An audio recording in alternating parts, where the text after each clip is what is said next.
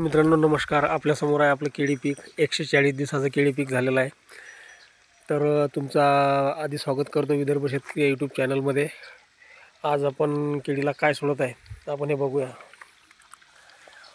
तुमच्यासमोर आहे calcium nitrate 2000 झाडासाठी आपण पूर्ण 25 किलोची एक बॅग सोडत आहे 200 लिटर पाण्यामध्ये. त्याच्यामध्ये सोबतच आपण बोरान पण घेतलेला आहे. पाहू शकता तुम्ही बोरान 1 किलो मात्रा पाहू शकता तुम्ही. विद्रावता एवढीच छान आहे याची की लवकरच विरघळून जाईल. फक्त बोरानला थोडा वेळ लागतो. तो बोरान आपण वेगळ्या एका बकेटमध्ये घेतलेला आहे, म्हणजे घेणार आहे आणि त्याला चांगलं ढवळून घेतल्यानंतर या पाण्यामध्ये आपण मिक्स करणार आहे. 2000 झाडासाठी 200 लिटर प्रमाण आहे याचं, तुम्ही पाहू शकता. आता कॅल्शियम नायट्रेट टाकल्यानंतर थोडं ढवळून घ्या. जसं आपण ढवळलं होणार आहे तसं याचं विद्रावण चांगलं होणार आहे. आणि आपण आता बोरांचं पाणी वेगळं बनवलं आहे, आपण त्याच्यामध्ये ॲड करूया. हे बघून घ्या, हे बोरान किती सुंदर विद्रावण तयार झालं याचं. आता काय करायचं आहे की परत आपल्याला काठीने ढवळायचं आहे. तुम्ही बघू शकता की बोरांचं पाणी सध्या थोडं वेगळं आहे आणि कॅल्शियम नायट्रेटचं वेगळं आहे.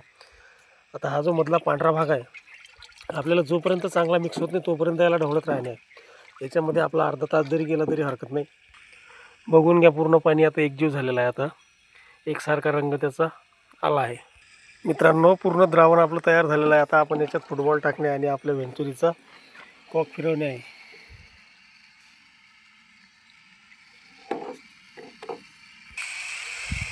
जेवढा आपण प्रेशर दिसेल तेवढा आपलं फास्टमध्ये जाणार आहे, पण आपल्याला हे खूप फास्टमध्ये नाही सोडायचं आहे. जेवढं हळूहळू जाईल ना तेवढं पिकासाठी आपल्या उत्तमच आहे. जसे मित्रांनो सर्व घटक केळीला जरुरी असतात, केळीलाच काय कोणत्याही पिकाला, तसंच एक त्याच्यातला महत्त्वाचा घटक आहे कॅल्शियम नायट्रेट. तुमच्यासमोर बुंदा 140 दिवसात आपण 30 इंचाचा बुंदा बनवलेला आहे. 30 इंचाच्या वर आपल्या प्लॉटमध्ये कुठेही बुंदा बघायला मिळणार नाही. 30पासून ते 22पर्यंत असे आहेत लहान मोठा साईज मिळणार आहे. तर आज आपल्याला प्रामुख्याने माहिती घ्यायची की याच्यामध्ये कॅल्शियम नायट्रेट आपलं काय करणार आहे. आज आपला ते बुंदा पण वळवणार आहे. बुंदा दुसरी खतं आपले पोटॅश, फॉस्फरिक ॲसिड याच्यापासूनही आपण बुंदा बनवू शकतो.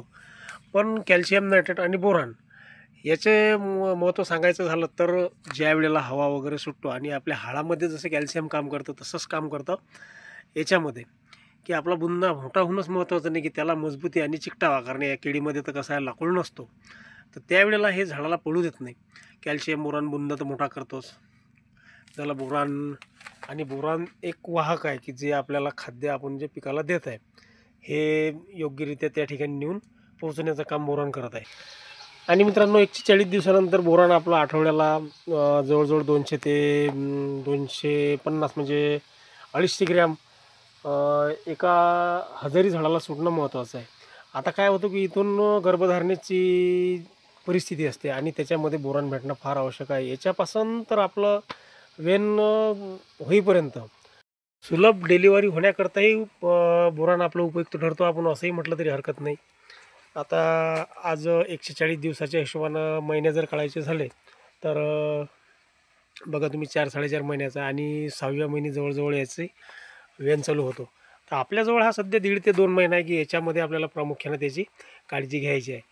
आज वेन चालू झाली आणि आपण घड आजच मोठे पडले पाहिजे, आजच सर्व खतं त्याला द्यायचे आहेत, असं केल्याने काही फायदा होणार नाही.